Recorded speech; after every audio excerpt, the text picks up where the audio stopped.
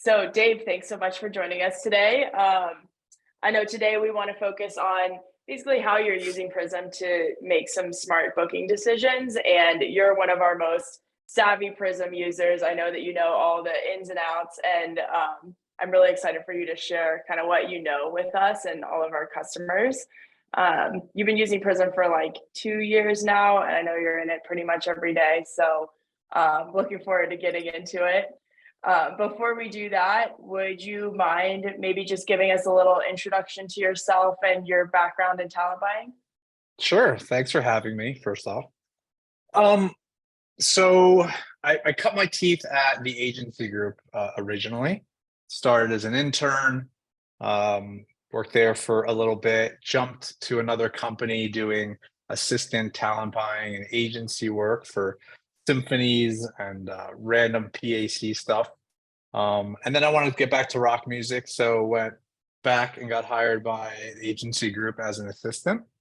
And I was there for about 7 years in New York and then finally in LA.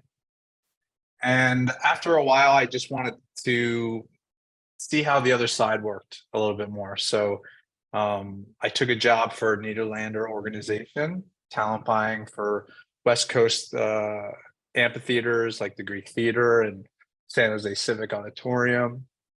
And then that's where I really cut my teeth being a talent buyer. First job in, I was settling shows at the Greek all season long. Really taught myself how to settle properly and the ins and outs and what that takes for a system. But we were using Excel and just invoicing and old school, all on paper, checks, the whole bit. And then joined Knitting Factory for a couple of years doing biz dev and talent buying for them in select secondary and tertiary markets. And finally started my company right before the pandemic with a couple theaters. And then, that went so well for everybody. And then joined SaveLive about a year and a half ago. So I've been with them. It's been really great using Prism for the first time for SaveLive. And I've been sort of the systems operator of Prism on our side, showing the bookers the ins and outs of the system, things to use, standardized processes we use in-house, checks and balances, projections, offer building, that kind of thing. And here I am today. Love it. Yeah. So you've seen a lot of different ways to do things. With all that experience, what are some of the most common inefficient processes or systems that you've seen in the concert promotion world, maybe pre-Prism? I think for the most part, it's like talent buying blindly. And I say that in a way where you're trying to offer on a certain artist and give them a guarantee or figure out the ticket prices or the how much you should push the offer on the front end or the back end without doing any of the work underneath to figure out if the show is going to be profitable. So not putting projections in or doing the research to find out the value of a certain artist, and not being able to know whether a certain ticket price or a certain amount of people that need to come through the door is going to be profitable for you.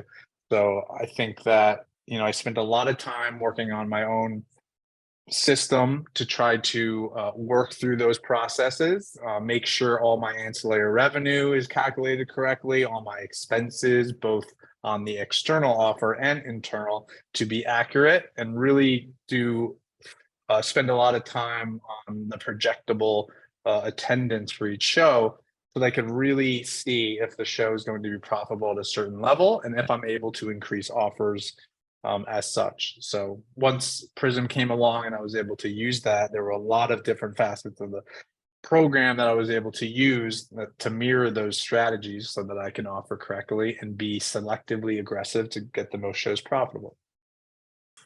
Yeah, would you mind actually showing us how you do that in the app?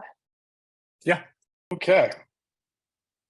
So I created 3 shows already. This is a sample account, obviously not 3 offers I'm currently working on, as I would love to. CSN and Bob Dylan in Chicago. It's like my Spotify right there. Okay. So I'll just start out first. I create templates for all of my venues. Not only do I create templates for all of my venues, I also create different scalings for each venue. So some venues will have 6 different scalings, whether it's fully seated, general admission, some seated, some general admission, kind of setups, different expense levels based on whether a show is going to be a comedy show or a rock show. So I spent time doing that, but for this purpose, I only have one template set up, which is the general admission setup at the venue criterion. So I'm just going to start there. Can I ask you one question about your templates? On your individual templates, it sounds like you have them split up by venue and they're based on different ticket scaling. Do you have different deals within those templates, or do you leave the deal part blank and you build that out each time? I'll show you what I do. That's probably the easiest. So in settings, going up to templates, this is where I live. For our company, we have about 100 of these. So imagine that. So when I go into the show and edit this template or create it for the first time, I set the talent deal as a standard back-end deal that we normally do. I would say at SaveLive, we do 95% of our deals are going to be versus 85% net deals after expenses. So I load that in already. So I keep the artist as a TBD artist and then just work out the back end. And then afterwards, as I create the actual event, then I'll go in, change the guarantee, the ticket price, and all that pertinent information. So in this section here, I'll keep it as a versus deal, guarantee set at 0, the back end as a standard at 85% after costs. And then the merch is loaded in. And then also into deal terms, this is where our entire legal stuff goes, as it's namingly right there. But we have saved a legal template to be loaded in. So every time I have a new template, I load in the same legal, which is all the indemnification, insurance, and that kind of thing. So that's that section. And then also, there's a partner deal section. So a lot of our deals are co-promotes. So that will go in here. The ticketing section also, capacities are all worked out. The names are appropriately named, but I don't put anything for ticket price or anything in estimated sales because I like to keep that blank. So when I create a new offer, I'm starting from the same level. My additional revenue all set up. F&B, ticket rebates, these are all samples. I set the amount per the estimated projections on each venue. So I'm just guesstimating here that $4 per head on every ticket sold. And then for ticket rebates, $3, same kind of way. Contacts, I'll have that loaded in. So I made up 3 people at the criterion. Typically, it's going to be box office, marketing, and production. And a lot of the time I'll load in a contract person. So agents know who to write the contracts out to. I'll put the name of the person or the name of the entity. So that's all set up. Run of show, door time, show time, and then if there's a curfew. And then all your fixed costs, both external and internal. So all that's kind of set up and raring to go so that when I create new events, I can create a new offer in probably 3 minutes. As long as the research is done, but we'll get into that in a moment. Obviously, variable expenses as well. I set insurance on a per ticket basis. And then ASCAP, EMI, CSAC, I just sort of made up a percentage of net gross. So that's basically that. And I do that over and over again for each venue. I'll name it appropriately. It'll say the criterion fully seated or the criterion balcony closed. And then each would have a different capacity set. Okay, let's make up a new show. Okay, so we'll just do Radiohead because they're awesome. So new event, I'm always putting the agent name here. It's important for future reporting. Every contact I put in a field, it's for future, right? So if I put the agent in here, later on, if I'm running a report, I can run a report for every offer created for that agent so that I can go back and have real conversations about what we're working on. So, hey, we have 7 offers that are pending, and I can go right to it, but that's for a later time. But I always set that. The stage, obviously, criterion, and then create from template for what we just did. I have 1 template loaded, so that's that. And I just want to make note, I'm making a mutually TBA no date offer here. But if I'm putting a hold, I will do all of this stuff even if I don't know what the offer is. So for example, let's just put a hold on there for March 23. Even if I don't know what I'm going to offer, I'm just going to place holds for the agent. I will load the template in so that I have everything worked out, all the capacities that I generally know, all the fixed expenses, and all the details that we just showed. I know that the show is going to be GA. If I know the show is going to be seated, generally I'll bring up the seated one so that a couple months from now or next week when I'm ready to make the offer, I can go back into the event and pretty easily just amend things. So I'll do this not only for holds, but for offers. Then I'll go right to the event. So as you can see, it's sort of already loaded up here. If this was just a hold, it would just stay like this until I'm ready to proceed. What I do for talent buying generally is that I do research before getting into Prism to figure out what the artist is going to be able to draw in my market. So all of that information, people can use different things, obviously, social media, certain tour history accounts, whatever they're going to use. But I have a sense of what the ticket price is going to be or what it should be and what the projectable attendance should be.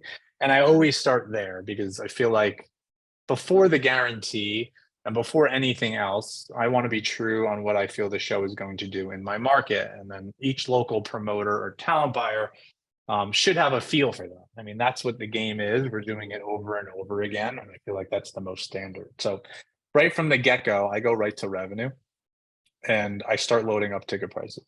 So I'm just going to make this up just for ease of use. $75 for advance, $80 day of show. And then I'm just going to load some balcony prices in here. And Dave, while you're adding this, do you mind speaking a little bit to the tour history sites that you're using to figure some of this out? Yeah, I mean, I'm typically using Polestar Tour History. It's a good sense of what the certain artists have done in certain markets. It's not super complete by any means, but I think all data tells a story. I could look at the last 3 tours maybe, and then even if I had 4 or 5 shows on each tour, it can give me a sense of picture of what it's going to do in a similar market. So if I'm in a market like Oklahoma City, I'm going to look at different cities that are comparable. A million people in a metro population. That's basically Oklahoma City.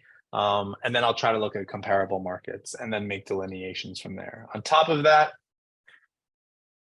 Spotify, streaming numbers, YouTube, all the social media stuff. There's plenty of companies who provide that information. And then just general feel. I mean, we're talking with agents every day. We're getting a sense of if things are on the way up, the way down, or if it's steady.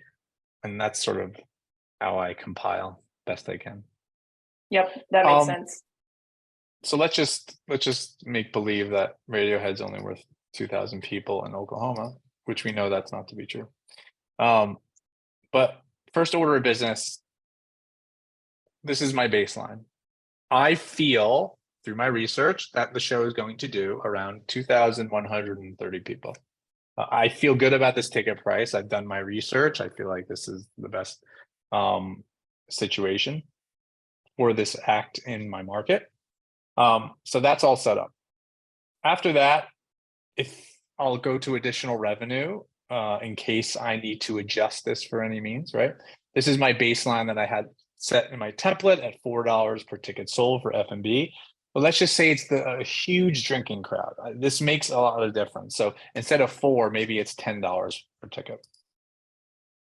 This will drastically change your profit and loss and your internal break-even because it's all calculated in. So if you're true to what the show is going to do, both at the bar or on the ticket admissions, it all sort of helps paint the picture of what I want to offer.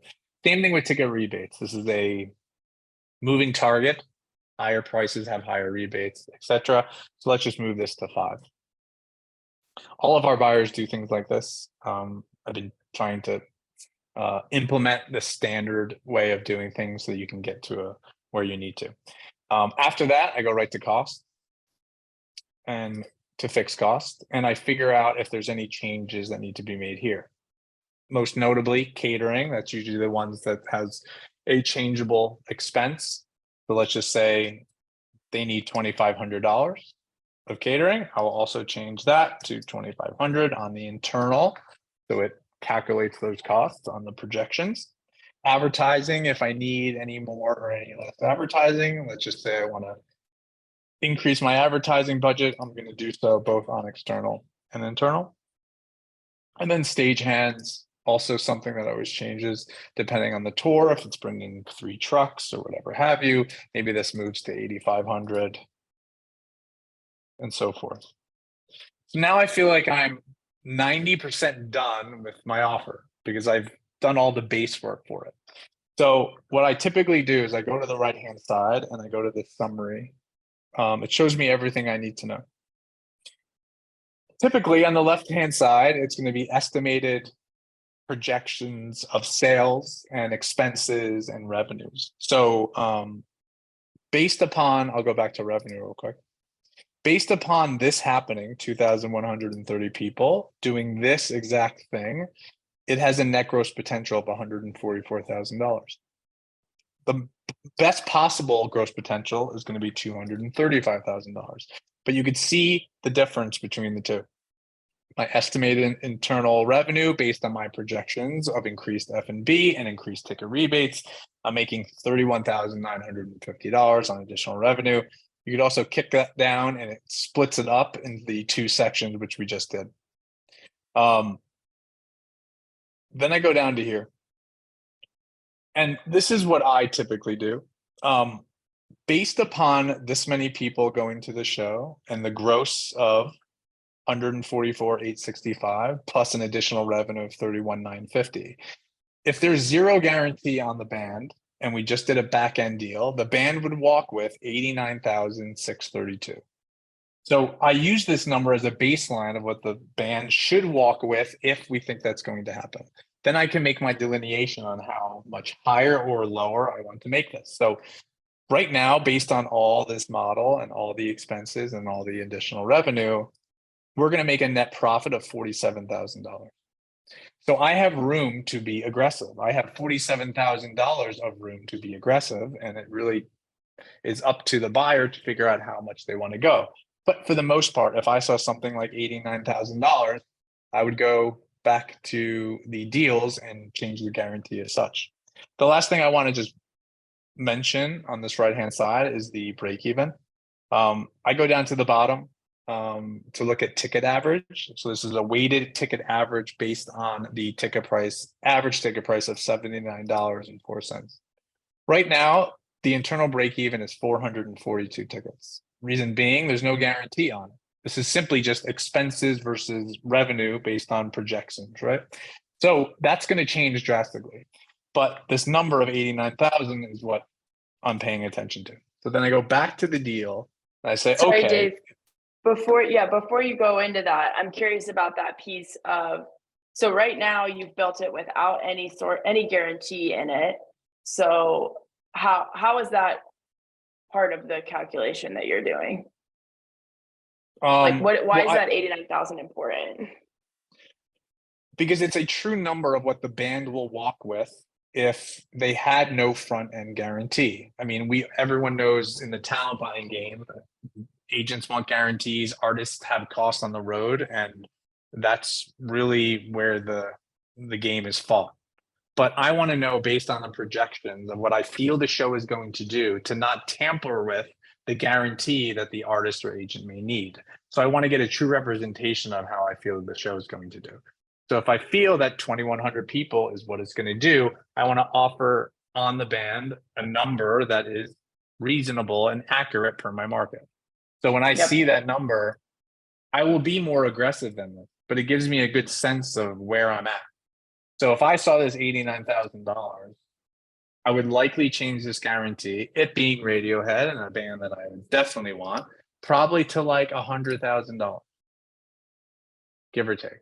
Because I know that I have $42,000 of profit. So if I increase the guarantee by 10, it's going to lower that accordingly. Yep. So I just increase the guarantee to $100,000. The walkout for the band based on projections is obviously $100,000 because it's over what the band was supposed to make on the back end.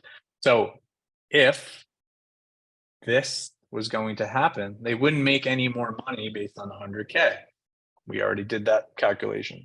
So now I'm sitting with a healthy offer of $100,000, a net profit of $37,000, which is really nice, and then an internal break even of 1634. So again, it's sort of it is showing me that my calculation and my projections are sound and they're correct, and then I could proceed, right? So if I sent this offer in and I was asked for more money, which typically happens in the talent buying world, I know where my line is. I have $37,000 of room to be aggressive. So if I was asked to make the offer to $125,000, I can see what that looks like. It increases my break even to 1,900 people, and my net profit based on that will be 12,000. Now, if I went back to my original projections and I said, is this a good bet to make? I have about 106, no, I can't do math, 200 people of room of margin between what I projected it to be, which is an honest number that I came up with before even talking about money. And then I'm risking $125,000 plus expenses to win 12,000. So I have to ask myself, is it worth it? Is this a sound offer? And so those are the sort of the things I go through to figure out what I want to offer. And when you're asking yourself that question of, is it worth it? Like what part of the like grander scheme of all the other shows at the venue are you thinking about when you're making that, when you're asking yourself that question? Well, it's a lot of little things, right? Having a show on the books has value, even if you lose a lot of money, because people see it on the calendar. So a newer venue may take some more hits than others just to get the ball rolling. So there's value in a name. Other bands see it, they want to play the same venue and so forth. But there is a profitable center of what we're trying to do here.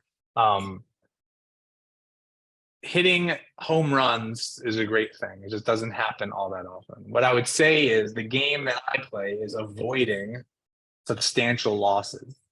It's not so much about hitting home runs, it's about not hitting not home runs.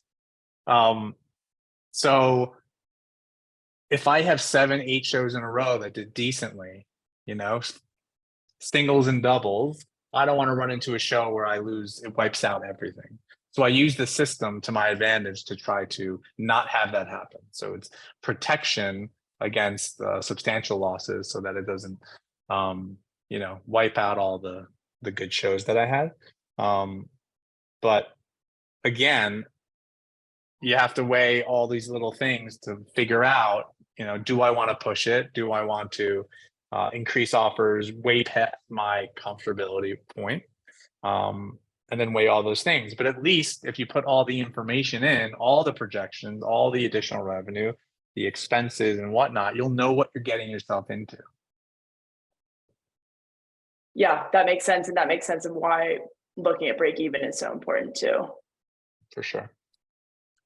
So the next part of the process, which I have most of my buyers do, is we work through this deal status and deal tracker section so that we can stay up to date on the different levels of where certain offers are, so we can stay organized.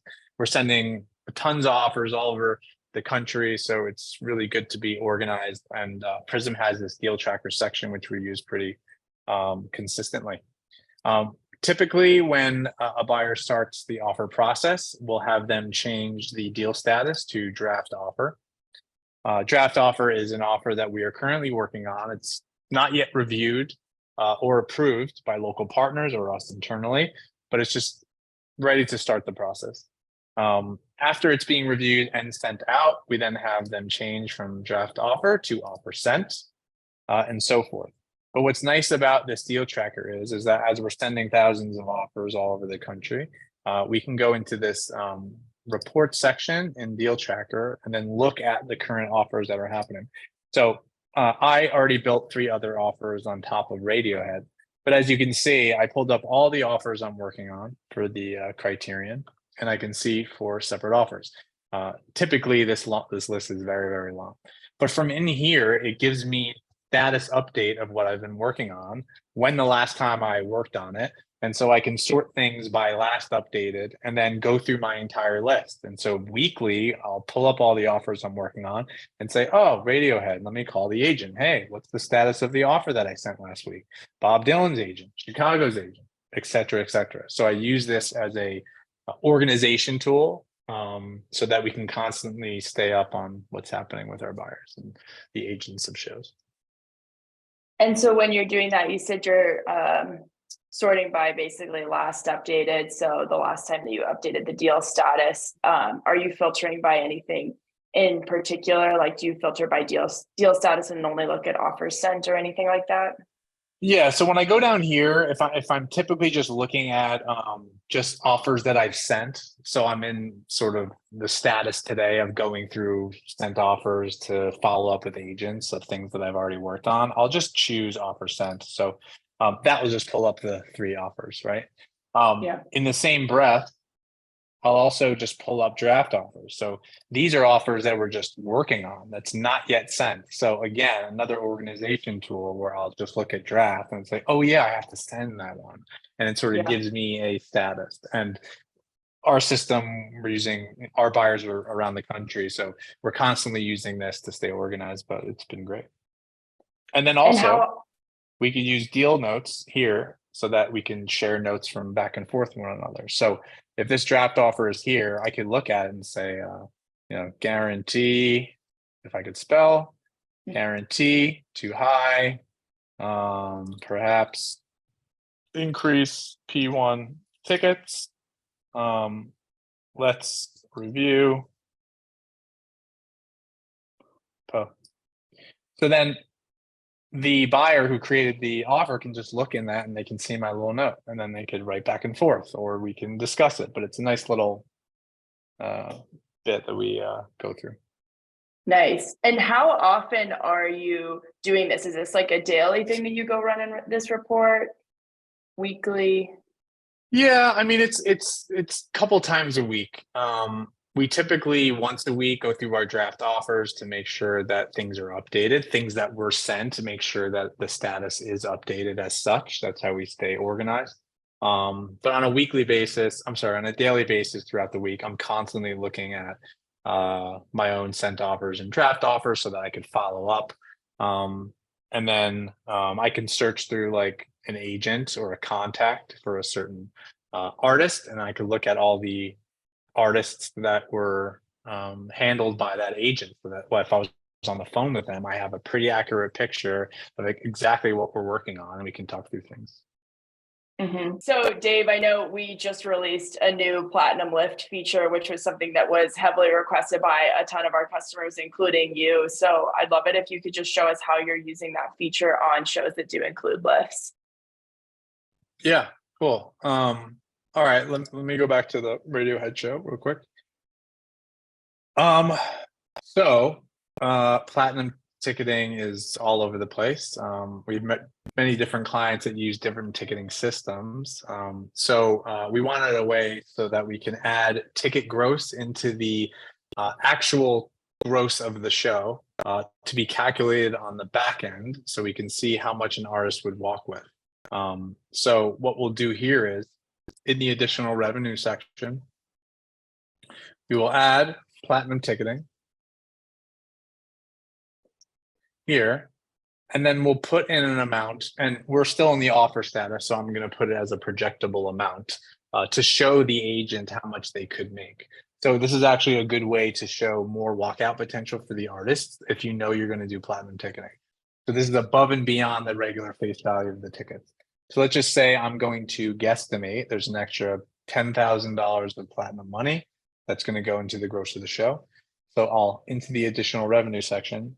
If it's $10,000, this section does not go into the same module as the ticketing section. So sales tax and fees don't come off of it. So the number you have to put in here is net of sales tax and any fees. So if it's $10,000 gross of platinum, let's just say after fees and taxes, it ends up being 9,256. I'm just making it. And I hit save. Okay, now that we put the net amount of the platinum lift inside additional revenue, you're going to want to turn on this toggle, which is included in net gross. So once you turn that on, that money will now be added into the ticket gross as part of the show. So the walkout potential for the artists are going to be higher. What you also notice on the right-hand side, it added this little section for additional revenue included in net gross. So it actually increases the net gross potential based on projections to 154,121. If I went back to the deals section, after doing that, what you'll see is the walkout potential increasing based on the back end. So what happened was, we added $9,256 into the gross. The band makes 85% of that. So the artist will walk with 85% of that additional. So when you look at offers, and you're sending this to agents, adding that in there will actually make the walkout even better, and to perhaps to get the show confirmed more often. That's super helpful. And then obviously, once it comes to settlement time, you can build in the final numbers into the final settlement and make sure that you're settling on the correct number with the artist too. So it goes all the way through from offer to settlement. That's right. On that whole system, we'll be doing that the same way. So, but it's a nice way to have a little extra power into your offers. If you can't increase the guarantee, you might as well increase the back end, right? The old saying, been around for years. Do you have any other old sayings that you want to share with us? No, not today. Not today. No. It sounded like before you were kind of using an Excel spreadsheet to settle shows in some of your previous roles.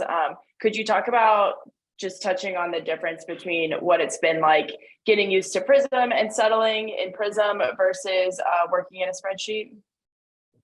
Yeah, I just feel working in spreadsheets and Excels, I felt just take a lot more time than what Prism's been able to offer. I feel like it's a lot of taking 3 or 4 documents and trying to put them together and constantly writing the same numbers over and over again. What's nice about Prism that it's already baked in to the offer. So if you want to just go through that really quick, I'm just going to quickly confirm this. What I typically do is I want to make sure deal status is the same as the event status. What I typically do is go down to deal status if I'm ready to confirm this, and I'll choose offer confirmed. And this little thing will come up. We'll say, do you want to confirm the event too? Which I usually click, and that way it's matching. And then I'll just go ahead and confirm this show. What's also nice is if you have users that are part of the venue, it'll automatically send out a confirmation memo to the entire team so that everyone knows that it is confirmed. So I'll confirm this real quick. So now that it's confirmed, we'll just make believe that we're in settlement on night of show. So I'll change that. And if I go to the revenue tab, all of this new data has now appeared for me to enter, but all of the regular ticket prices and capacities are already in there. So if I'm just going to make it up of how the show is going to do, I'll just start here. Okay. And then we're in this additional revenue section. In the same sort of what we did on the offer side, we're going to put the actual amount of the platinum ticketing that we actually did sell. So click on this box again. This is my projections. And let's just say after net, it did a lot better and did this. So now this actual amount is now put into the actual net gross of the show as settlement. And then the costs, same way, we have our projections. I'm sorry, we have the offer expenses that are showing up on the offer, and then we have our estimated internal cost. So on the settlement, quite simply, put in the house nut. Let's just say catering came in at 2,200. Advertising, just making it up here. Stagehands came in lower, let's just say 5,500. And sound and lights with a flat cost at 35. I'm done with the settlement. Settled. It's basically it. Nice. And are you normally the one settling the shows, or is there anyone at the venue that's settling as well? Most of our venues are handling settlements on their own. I typically am the one to do it when I have to do it. I have to settle 2 shows this weekend, but doesn't take too long. I just need a laptop, a couple minutes. What usually takes more time is just the venue getting expenses together. But after that, I mean, because it's already loaded in, it's quite simple. Yeah. I've heard some people talk about that the fact that now the venue team can just settle on the offers that they've already built out. It's like cutting out that step for them of having to get involved with the settlement piece. Have you experienced that for any of the venues that you're working with, or are you mostly involved in it? Yeah, I mean, I think that when you have an offer system that's sort of separate from a settlement system, you're going to have to copy over costs, and I think that will create errors in the long run, and then try to work things out through the whole process when you're not sort of on the same system. But our venues that are on our system, they don't have to, it's already baked in. So they see the offer that was confirmed already in. They just log in and they just follow along exactly through that, as opposed to just sending them a PDF of the offer that was confirmed and say, okay, go ahead, create it on a settlement sheet as well and pay out the artist correctly. They need the same calculations, the back end, all of that stuff. So it's a lot of copying. So as you saw, I settled in about 3 minutes. Yeah. But it would take a lot longer otherwise. Yeah, that makes sense. I think this has been awesome, Dave. I really appreciate you walking everybody through this. I mean, it's awesome to see Prism through your eyes too. This is going to be super helpful for a lot of people, and I really appreciate you taking the time to do this. Is there anything else that you think we should touch on before we wrap up? Well, first off, you're welcome. And it's been a pleasure. It's been, I live and breathe this program. So it's nice to talk about it and, teach some other people who may not know the system as well, and maybe not utilizing all the things that you can utilize. So it's been good. But yeah, I mean, I think we covered mostly everything. So appreciate the time and talk to you soon. Yeah. Thanks so much.